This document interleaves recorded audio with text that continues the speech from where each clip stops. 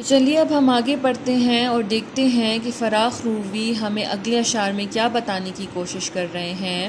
زمیں کی تہوں میں خزینے ہے تیرے، تو ہی سیپ میں بھی گوہر رکھنے والا، دی قوت ہواؤں کو تو نے کہ تو ہے، ہر ایک بات باں پر نظر رکھنے والا۔ سب سے پہلے مشکل الفاظ کے معنی اپنے پاس کتاب پر پینسل سے لکھ لیجئے۔ پہلا لفظ ہے خزینے، اس کا مطلب ہے خزانے، خزانے۔ دوسرا لفظ کا مطلب آپ اپنے پاس لکھ لیجئے جو کہ ہے گوہر، اس کا مطلب ہے موتی، موتی۔ نیکسٹ شعر میں ہے بادبان، کشتی یا بحری جہاز پر لگا ہوا کپڑا، کشتی یا بحری جہاز پر لگا ہوا کپڑا۔ تو دیکھتے ہیں کہ شاعر اب ہمیں کیا بتانے کی کوشش کر رہے ہیں اور ان بند کی تشریح کرتے ہیں، اس بند کی تشریح کرتے ہیں۔ زمیں کی تہوں میں خزینے ہیں تیرے، تو ہی سیپ میں بھی گوہر رکھنے والا ہے۔ ان اشعار میں شاعر ہمیں یہ بتانے کی کوشش کر رہے ہیں کہ زمین کے نیچے، زمین کی تہوں کے نیچے جو خزانے دبے ہوئے ہیں اس کی خبر صرف اور صرف اللہ تعالیٰ کے پاس ہے۔ اس کی خبر کس کے پاس ہے؟ صرف اور صرف اللہ تعالیٰ کے پاس۔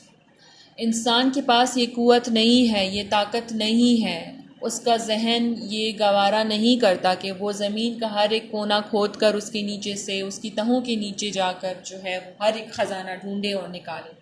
صرف اور صرف اللہ تعالیٰ کی ذات کو پتہ ہے کہ زمین کے کس کونے میں کون سا خزانہ دبا ہوا ہے۔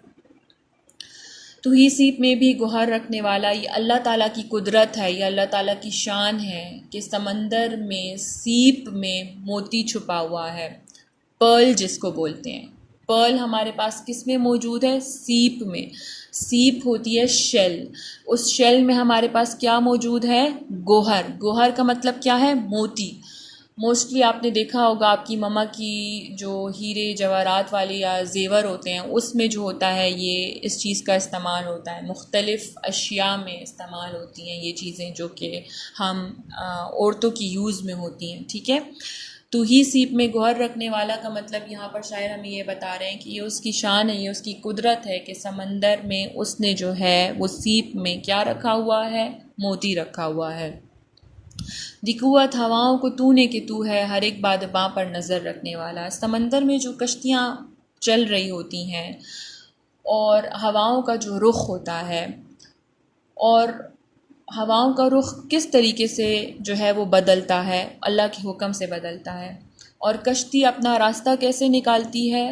ہواؤں کے رخ کی وجہ سے۔ بادباں پر یعنی کشتی پہ جو کپڑا لگا ہوتا ہے اس پہ جب ہوا کا پریشر پڑتا ہے، ہوا کا زور پڑتا ہے، تو اس زور کی وجہ سے جو ہے وہ کشتی جو ہے اپنی منزل تک پہنچتی ہے، ٹھیک ہے۔ اس زور ہوا کو یہ طاقت کس نے دی ہے؟ یہ قوت کس نے دی ہے؟ صرف اور صرف اللہ تعالیٰ نے دی ہے۔ مینز ہوا پر بھی جو ہے وہ کس کا بس چلتا ہے؟ صرف اور صرف اللہ تعالیٰ کا۔ چاہے وہ زور سے چلتی ہے یا ہلکی چلتی ہے یا تیز چلتی ہے، وہ کس کے زور پر چلتی ہے؟ صرف اور صرف اللہ تعالیٰ کے حکم سے چلتی ہے۔ اس پوری کائنات کا نظام اللہ تعالیٰ نے سنبھالا ہوا ہے۔ ہر ایک شے، ہر ایک چیز پر اللہ تعالیٰ کی حکمرانی، اللہ تعالیٰ کی نظر، اللہ تعالیٰ کو ہر بات کی خبر ہے، ہر چیز کی خبر اللہ تعالیٰ کو ہے۔